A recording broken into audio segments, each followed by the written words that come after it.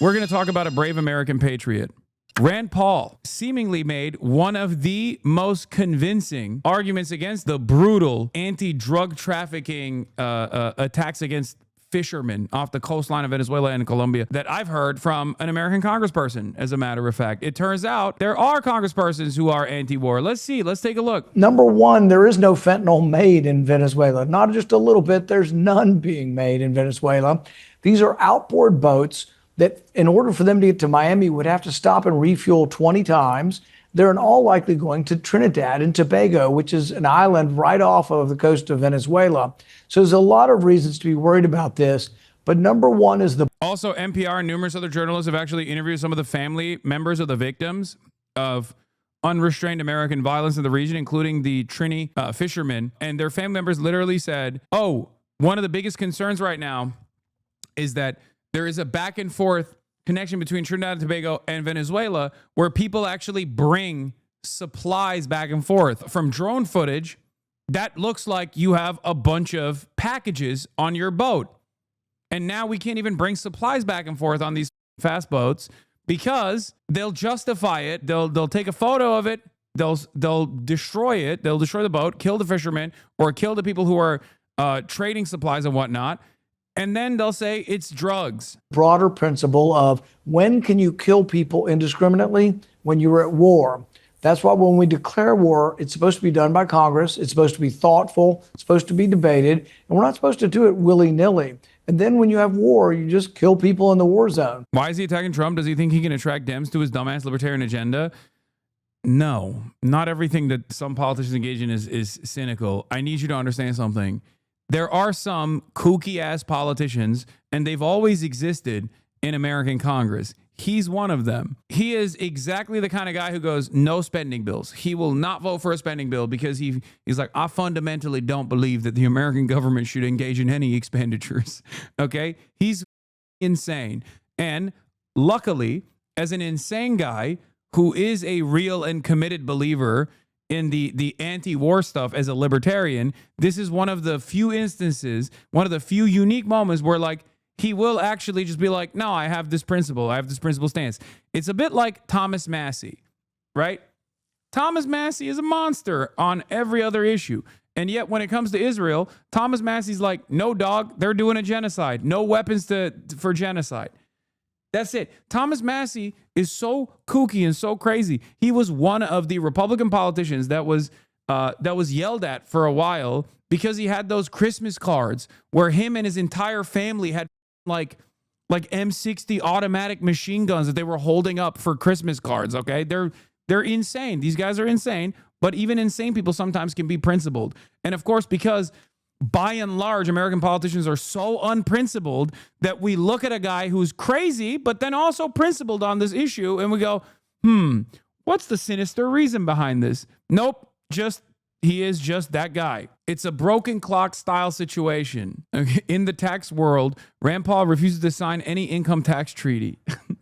But I will admit that I have a soft spot, not even for like Rand Paul in general, but like I do have a soft spot for the kooks and the crazies, because kooks and the crazies who are principled when it comes to like anti-war and stuff or anti-intervention or throughout American history, you've had like congresspersons who are a little wild, but have hyper focused on like our domestic espionage activities, for example, right? Like they are the ones who have famously set up committees and have actively gone after shit like this, okay? That's the reason why Cato Institute, which is insane when it comes to everything else because they're a libertarian think tank, is one of the most reliable resources for pro-immigration arguments because they are open borders libertarians and they do actually dive into the data and conduct studies on, for example, one of the most famous ones that I use all the time is the crime study conducted on non-citizens, undocumented non-citizens and their proclivity towards crime versus documented non-citizens and their proclivity towards crime versus U.S.-born American citizens and their proclivity towards crime. That is a Cato Institute study. This guy said there are open border libertarians. Damn, brother, libertarians back in the day before Trump were anti-cop, pro-drug abolition and open borders, for open borders. Libertarians, for the longest time, used to be the jokingly referred to as the pot-smoking Republicans. Okay? That is what they are supposed to be. And some of which are so crazy that they would sincerely argue at the Libertarian Party's elections. They would sincerely argue against like licenses, driver's licenses. Okay? Do you hear what I'm saying? Driver's licenses. Libertarians also used to be anti-surveillance state. Donald Trump obviously took a lot of the motion off of libertarians and made them all loyal servants of the police state. Here, if you want to get a little taste, here is Gary Johnson supporting and going up against someone who I've debated as well, Larry Elder, and getting booed at the libertarian debate for supporting driver's licenses. That's real. Should someone have to have a government-issued license to drive a car? Hell no. What's next? Requiring a license to make toast in your own damn toaster? The license to drive? You know, I'd like to see some competency exhibited by people before they drive.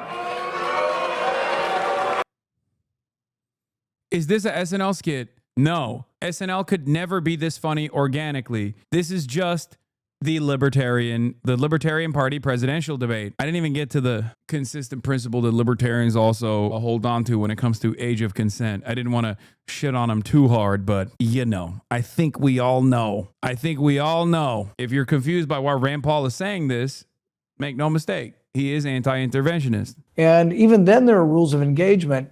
But interdicting drugs has always been a criminal activity and a criminal anti-crime sort of activity where we don't just summarily execute people. We actually present evidence and convict them. Yeah.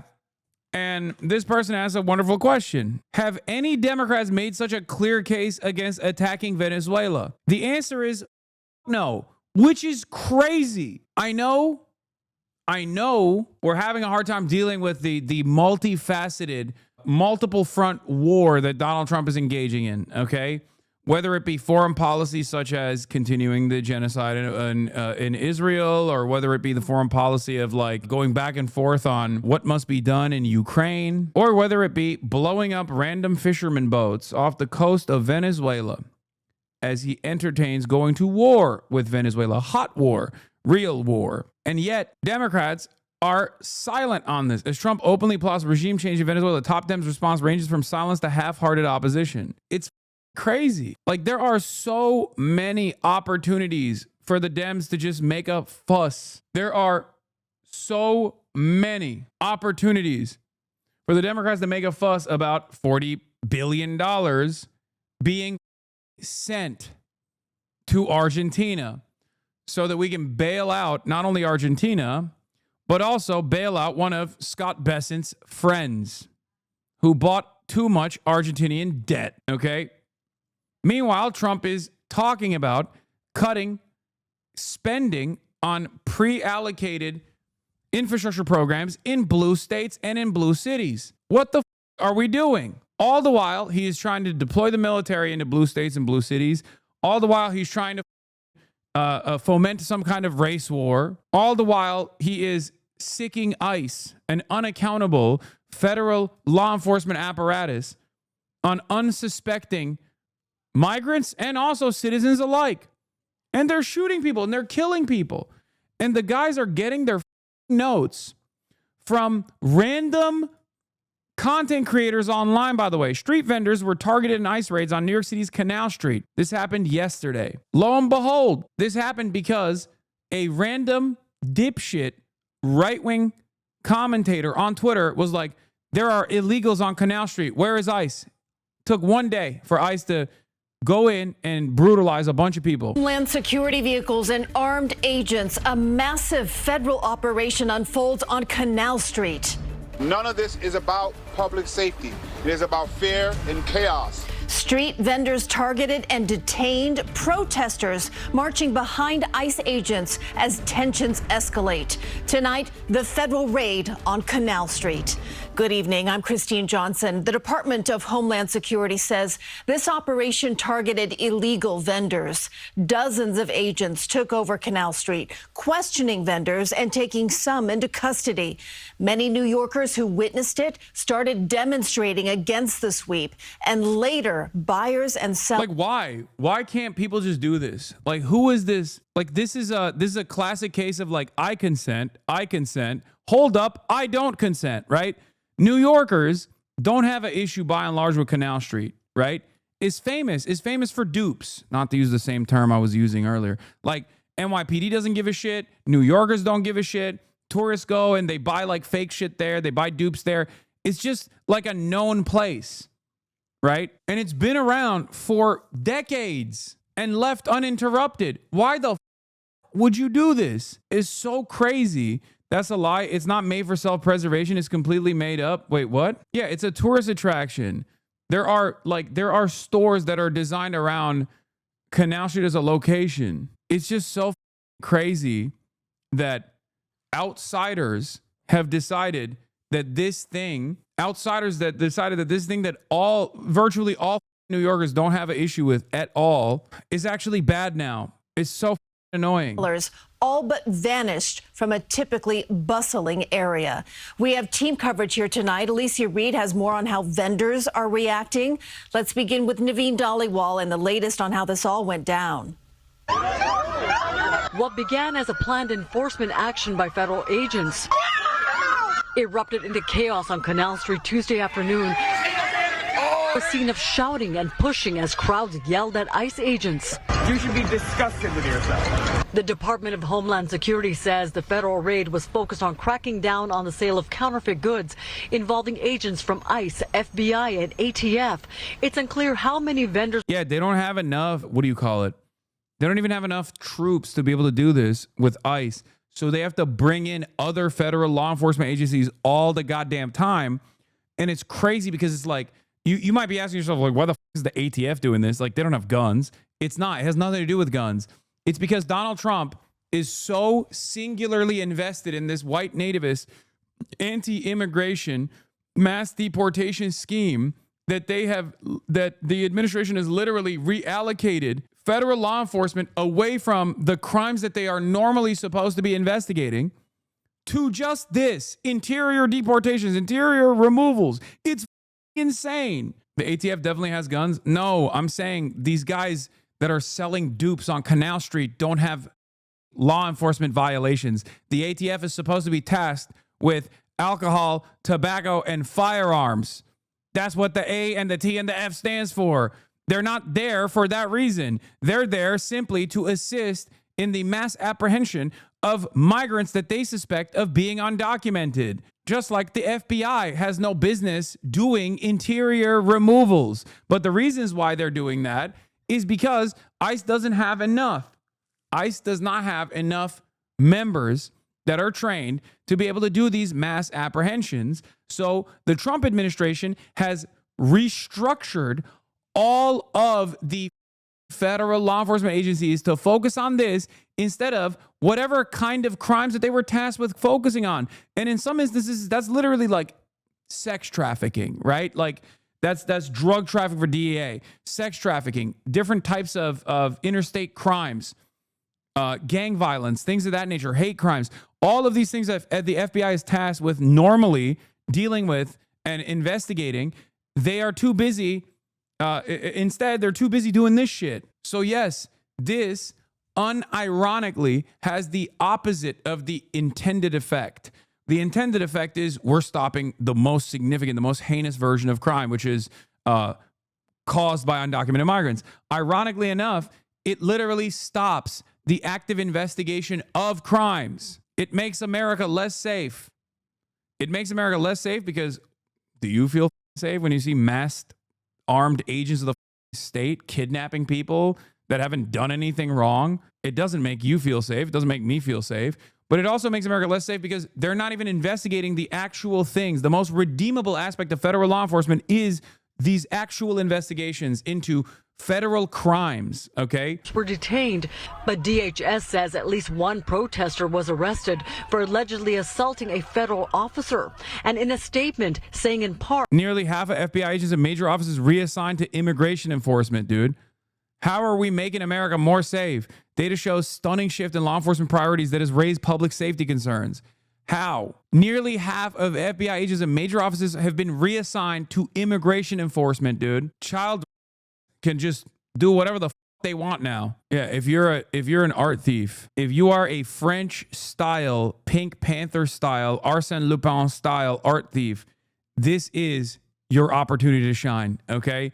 There is perhaps no better time to be robbing a bank or robbing a museum for a cultural artifact than this very moment when all of the federal law enforcement agencies are tasked with like apprehending random Guatemalan people. Fantastic. rioters who were shouting obscenities became violent and obstructed law enforcement duties. And in a startling move, military-style trucks used by Homeland Security investigations drove through Lower Manhattan, escorted by armed federal agents. There is no excuse for sending military-style vehicles and a national law enforcement response for street vendors. None of this is about public safety. It is about fear and chaos. Ordinary New Yorkers on their way home or coming home stood up and said what you were doing is shameful. And ICE's response to that was escalation and violence. A spokesperson for Mayor Adams says undocumented New Yorkers trying to pursue the American dream should not be the target of law enforcement, and resources should instead be focused on violent criminals. Protesters made their way to 26 Federal Plaza, where those detained were taken. The manner in which ICE is going into areas and just wreaking havoc, causing unsafe communities, this is clear. It's very obvious that this isn't making anyone safer. Immigrants are an inherent part of the USA. They're not the problem in this country. The NYPD says they were not involved, and this was an ICE enforcement operation. In Lower Manhattan, Naveen Dhaliwal. Low key, I don't know how people can do this, but like maybe it's time for some of these woke governors to actually show how woke they are and be like, don't worry, we got you. When we said no ICE on the streets, we meant it. We'll have our own law enforcement protect our neighbors and our citizens. We'll have our own National Guard deployed if necessary, like the way that they entertained it in Portland, as a matter of fact. You know, start getting the cops to arrest ICE, not only when they're drunk driving, like that video, that famous video, Lane, but just in general. Yeah, America's so broken, we back in the blue now. I mean, just saying, dude. Sometimes it's important to get active. I don't think it's ever going to happen, but like, that's what it takes. Who knows? Listen, you show me Graham Plattner geared up to arrest ICE in person and we might see it. Graham Plattner. Check previous regarding firsthand dealing with ICE. I'm about to be sworn into the bar and I have a client who was scooped up by ICE at the airport. We literally have no idea why he's being held and ICE actively refuses to tell us why he's being held. They told us that he has his court date in mid-November and that we will all find out then. Inhumane shit. The standards are literally lower than that of the criminal justice system, yet they are treated worse somehow. Yeah, I mean, it's true. It is true. It is the most insane shit.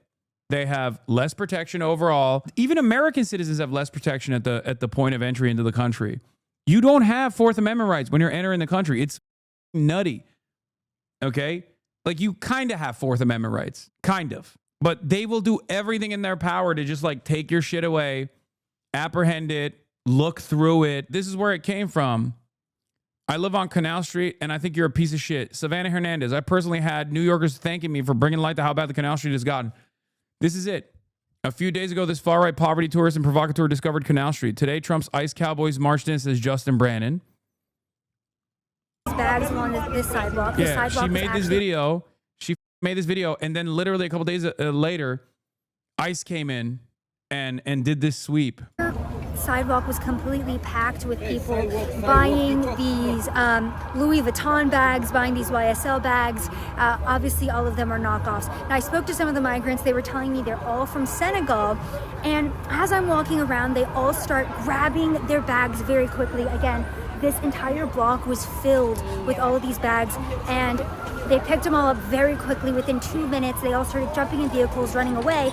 I was speaking to one of the migrants, and he ended up telling me that they don't have the license to sell these purses. It's illegal, and if the cops catch them, they will come and take away all of their products. Another thing that I noticed too, because I was filming, is these migrants, very similar to Paris, telling me that I can't film here. Hey, you do the film here.